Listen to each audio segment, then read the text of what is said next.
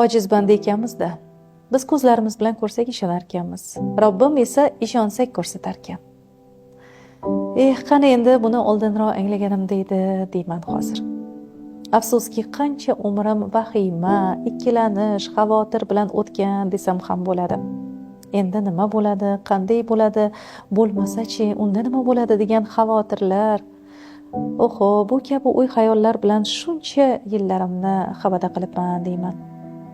Bu anglashlarga yetib kelish uchun esa qancha izlanishlar, anglashlar, tong otguncha o'qilgan kitoblar.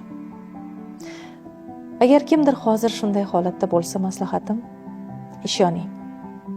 Har neyni ortida biz bilgan va bilmagan xayr bor ekaniga so'zsiz ishoning. Buni siri faqat shartsiz ishonchda. Xalqimizda ertaga Xudo poshsho degan ibora bor. Ya'ni o'ylanma, vahima qilma.